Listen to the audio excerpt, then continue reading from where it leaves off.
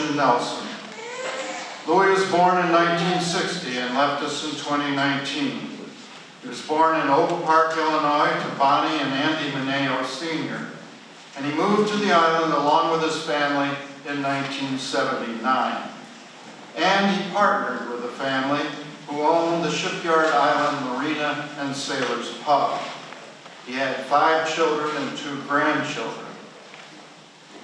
Gretchen Nelson was born an only child to P. and Chris Nelson in 1896. In the early 1900s, they had a dairy farm on Hasno Road, and among Gretchen's chore as a young girl was to deliver the milk to the surrounding area. She was a very tall girl. Some claim she stood 6'7". You can see her there on the screen pushing the baby carriage, and you may notice that she has to bend over to push the baby carriage because she was so tall. Well, one day on her delivery route across a field, she cut her leg on a piece of barbed wire. The cut got infected, and she died at the age of 21. There was no coffin available that was long enough, so they cut her legs off to make her fit. Many people claim they have seen Gretchen at night in the Jensenville community with a lantern looking for her legs. Here is one of the sightings on a cold winter night during a blizzard. It involved not only Gretchen, but Louis Mineo, Andy Mineo, Susie Young, Bonnie Mineo, Larry and Donna Russell. So it must be true. The scene begins at Sailor's Pub, where Larry, Donna, and Bonnie, Andy, and Susie are about to close up the restaurant. And one admonition, don't be frightened.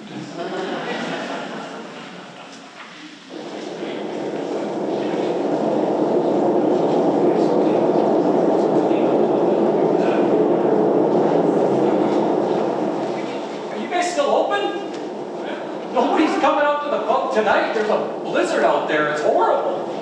Can't see the roads, blowing like crazy. You're not even going to be able to get into your car. I brought my truck, Mom. Why don't I give you guys all a ride home? Hop in. All right.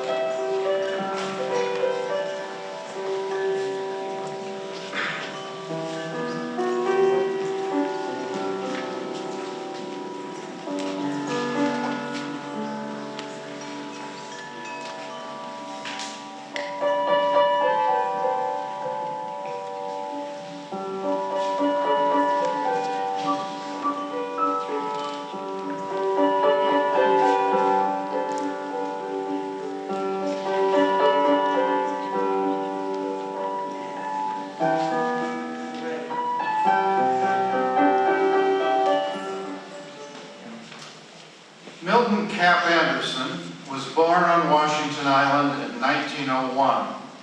He was captain of the Namakush, a boat he built in 1956, and he was also the first owner of Cap's Marina. Earlier, he owned the Eat Shop, where the Kampstadter is today. That's where he met Mildred Caroline Miller, who was a waitress there. They married in 1968 in Trinity Lutheran Church. From the time he was a child, he was known to never wear socks, whatever the weather, and that continued throughout his whole life. His mother scolded him, told him he'd die of pneumonia, so he put on his socks, and then once he left the house, he took them off again, and then when he came back home, he put them on again. So he did that throughout his life, but when he was about to marry Millie, she warned him that he would have to wear socks on their wedding day. Well, the Islanders got wind of the threat, and the bets were on. Would he or wouldn't he? Well, let's find out. We'll go to the church steps just before the couple was about to get married.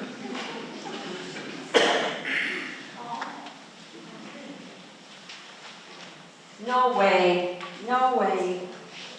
I'll bet he does, but there's no way. He's so stubborn when it comes to wearing socks. Come on. Hey, Cap, today's a big day. I've been telling everyone that you're going to be wearing socks for the first time today. And I'm betting that Millie's gonna keep making him break that habit today. And my money's on Cap, not wearing socks. Okay, I don't know. I don't know, you guys. I don't know. Just don't know. We'll see. We'll see. I'm sure Cap's okay.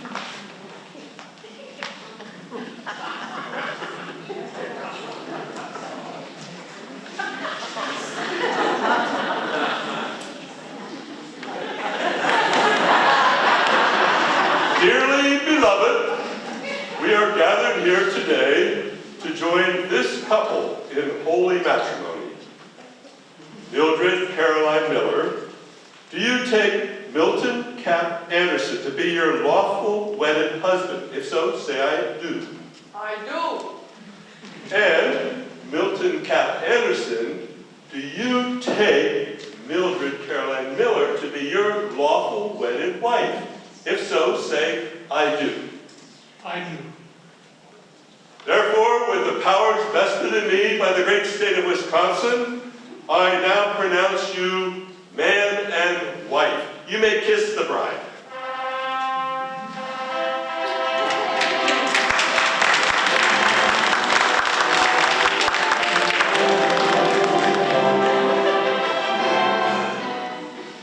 Okay, Cap, this is what we've all been waiting for. A lot of money on this. Yeah, we've been waiting all day to find out. Lots of money flying around over whether or not you're going to wear socks today. Well, Cap, Well, way. my money's on Cap. where? Mine- Well, go ahead, Cap. Show them your socks.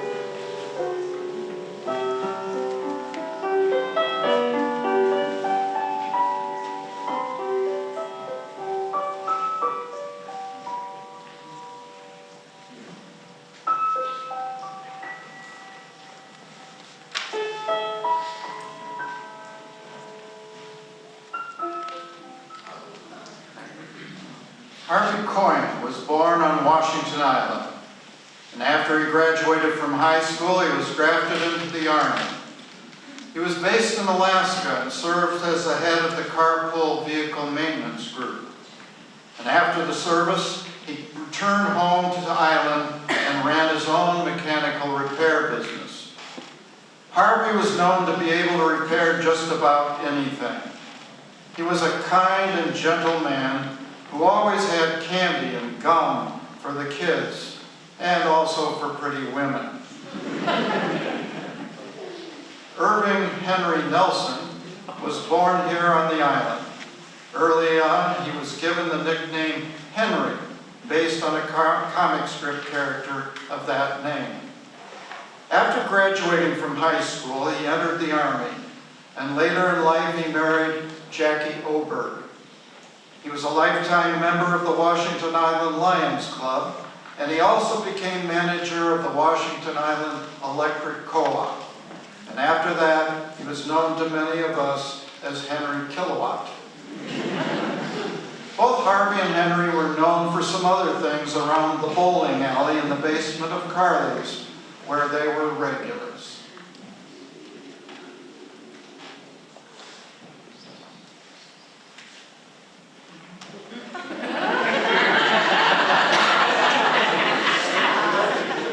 Hey, Monty, how's it going?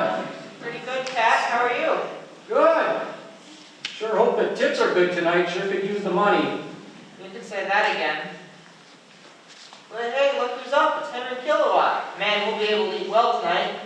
Darn right. Best tipper ever.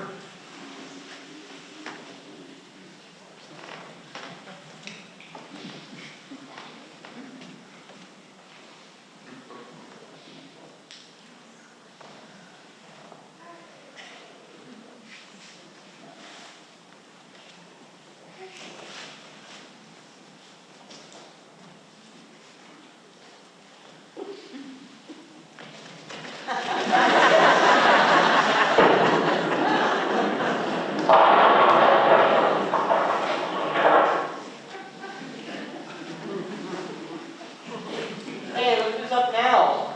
Harvey Coyne.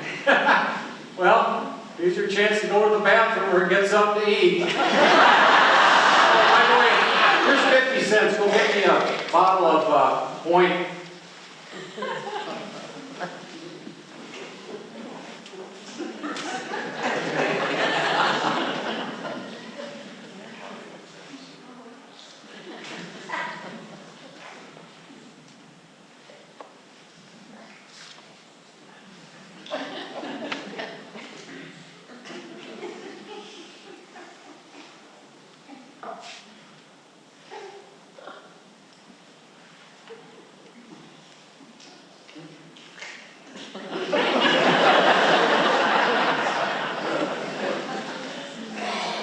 Come on, preacher. Just throw the ball. We don't have all night. My beer's getting warm. Come on, preach. Just throw the ball, preacher. Come on, preach. My beer's getting warm.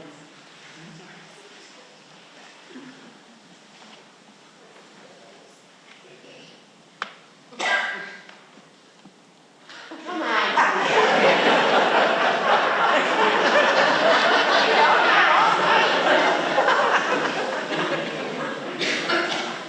Put the damn cigarette down and bowl.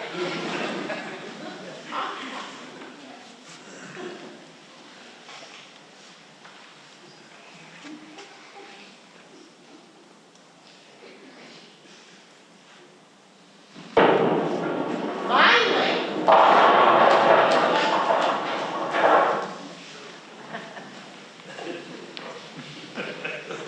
Oh shoot, look who's up the bowl. Oh, it's Tom Coyne. He throws the ball 90 miles an hour. Legs up, Monty!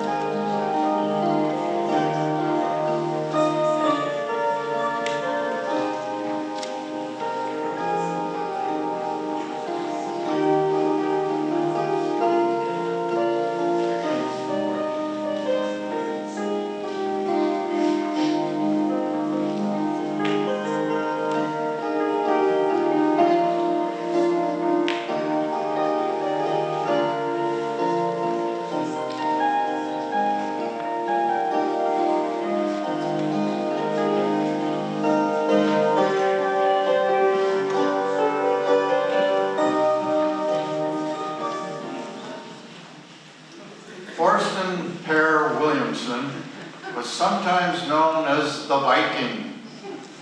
He was born in Effingham, Illinois, to a farming family, and he married May Anna Silva Perez, who had 4 children. May was known to say, "He married me for my children." But they went on to have 3 more.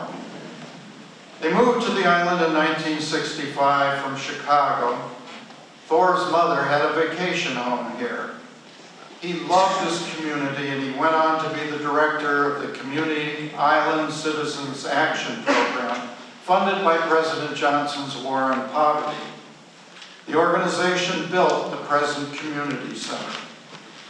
Thor also bought the island dairy, which today is the island's medical emergency services facility. His days as a Viking began at a Rock Island celebration, but he put on his Viking costume for many occasions. That included the Boy Scout jamborees. Thor was known to say, "Don't let the facts get in the way of a good story." Well, here's a good story. Let's meet Thor as he enters Fosco's Fiasco restaurant on La Point Road, where the gas station and Percy's Pantry are today.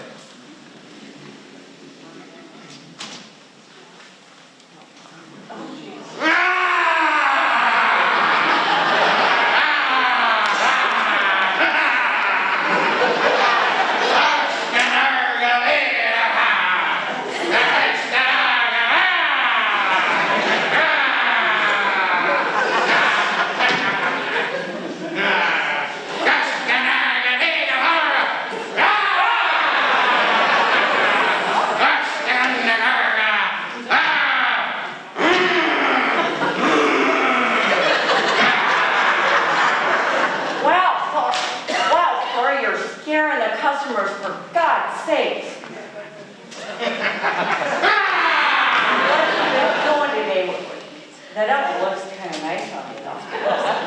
Over to the Boy Scout camp, they're having their jamboree, and I thought I'd liven it up a little. Yeah, how'd that go? Well, I can tell you this, they'll never be the same.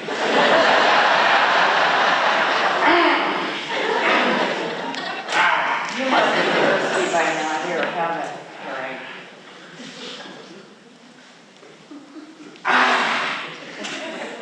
Keep them coming. I gotta hit the head. You better wait a minute or two. There's someone in there. I'll get them out of there. Hey! Hey, you in there, get out of there! Hold your horses. I said hurry it up, I gotta And when I'm good and ready. go! You're ready now!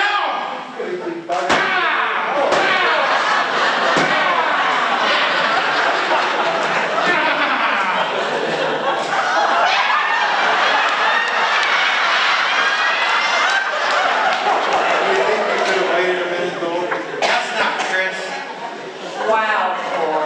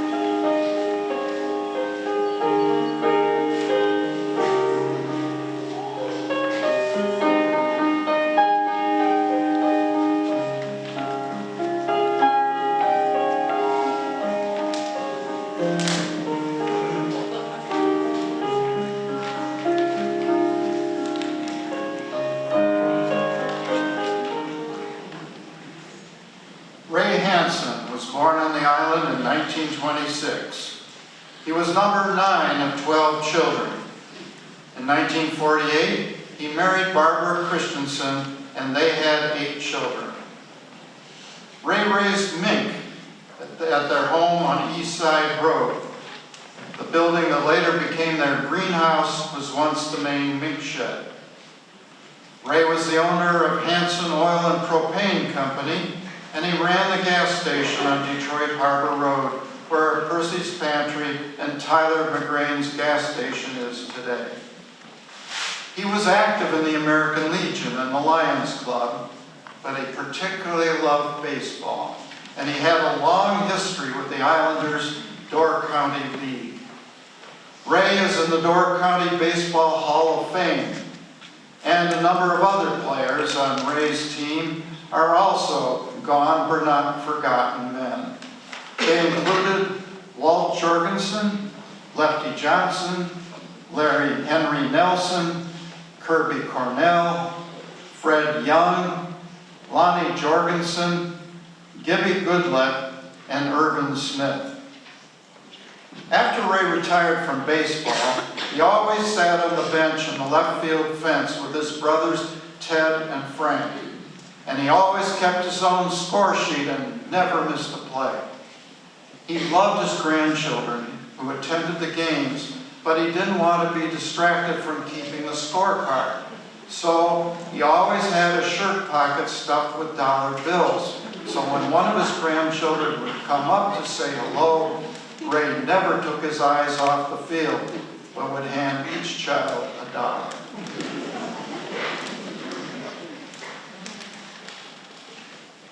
Hey, all right, we do it. Let's go, come on. And what a game we have here, folks. Sister Bay and your own Washington Island Islanders are tied 3-3.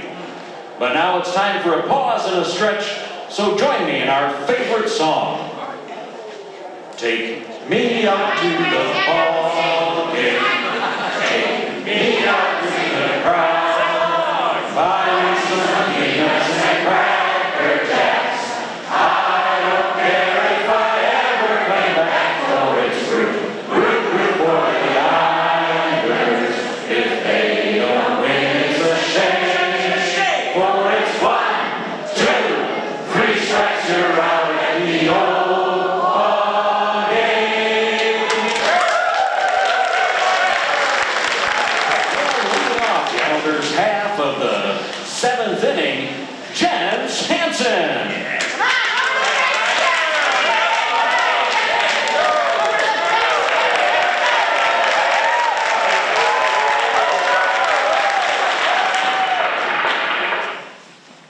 And that's a double for Jens.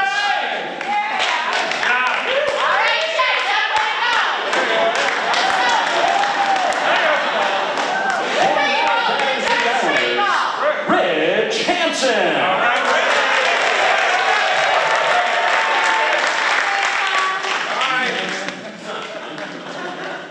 And it looks like the pitcher is going to give Richie an intentional walk. So the Hansen boys are on first and second.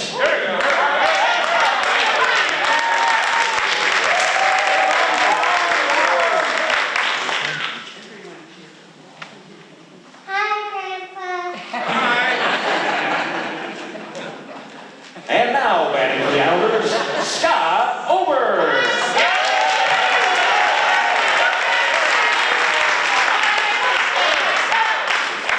Hi, Grandpa.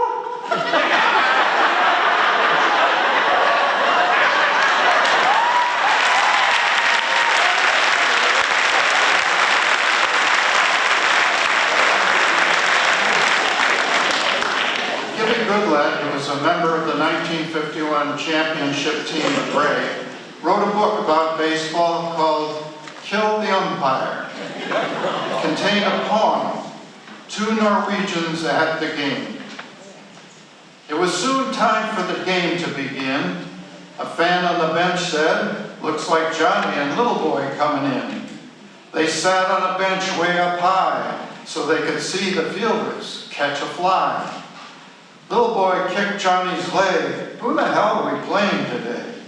Johnny replied in a sarcastic way, "Can't you see? It's Sister Bay." said he had heard that Sister Bay had a pretty good pitcher. Well, that can't be, Johnny replied. Not one of the team is a Norwegian player. The fans now knew the game was about to start on time when George Mann had taken his place on the coach's line. The umpire went over to shoo him away. He held his ground and he got to stay, but the umpire threatened he'd get him another day. When the game was over, it was a sad event. The island lost in the last of the 10th. Johnny and Little Boy had nothing to say. They stopped at Tom's to finish the day.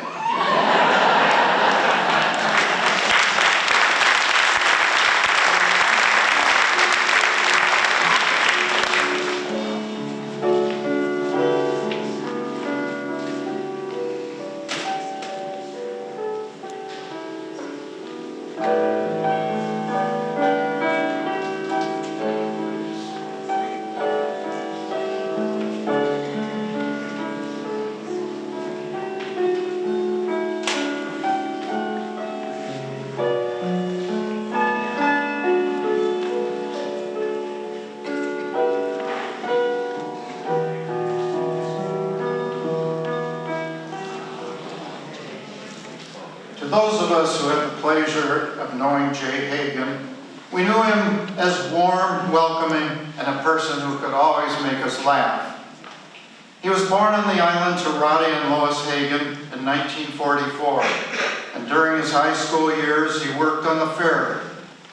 After graduation, he went to college at the University of Wisconsin-Stevens Point and got a degree in forensics. After graduation in 1968, Jay enlisted in the Navy and became a petty officer second class. Coming home to the island, he participated in the family business, Sunset Resort. He was active in Island Players and performed in a number of comedies. He was the founder and secretary-treasurer of the Maritime Museum, and in 1985 he started an annual island picnic always held somewhere in Florida. He was the owner of a fish market in Milwaukee, and he bought the Lighthouse restaurant, Carly's, from Tim Jessen in 1978, which he ran until 1991. It was his sense of humor and creativity that struck all of us and made us remember him fondly. That included unusual scavenger hunts, impromptu monologues behind the bar, impersonations of tourists, and also other island people. And one-man shows, most notably some of you will remember The Year of the Bear and What We Do in the Winter.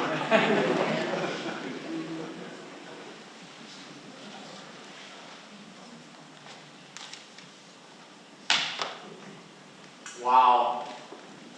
I love this place. Oh, hi everyone. I'm Jay Hagen. It's wonderful to see everyone.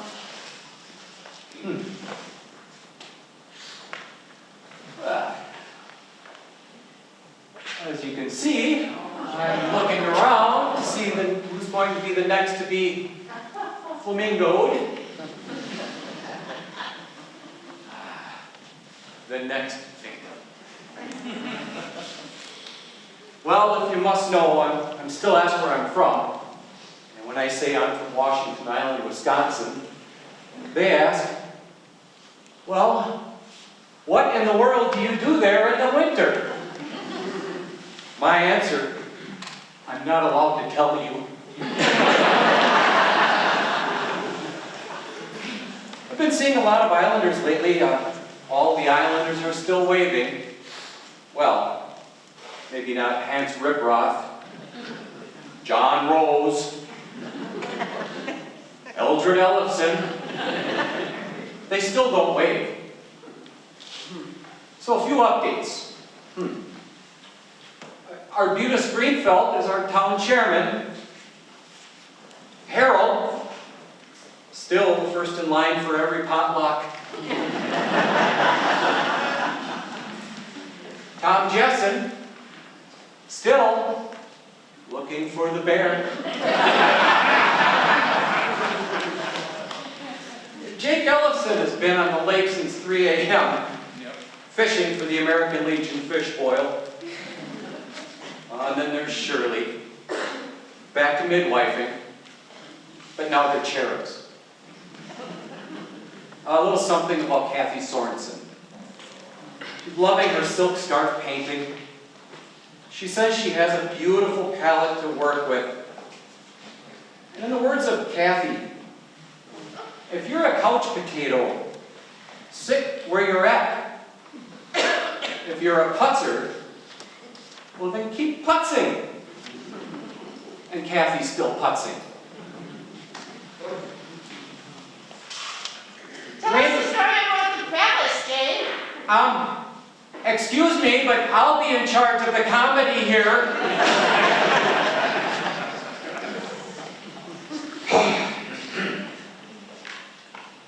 Randy Sorensen, by the way.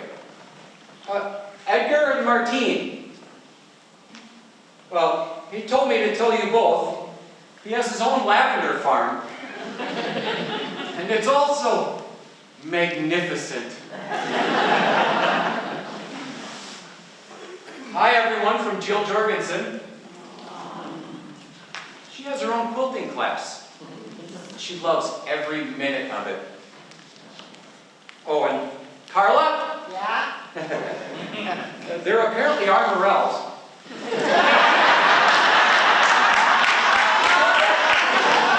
Unfortunately, she won't share the location with us.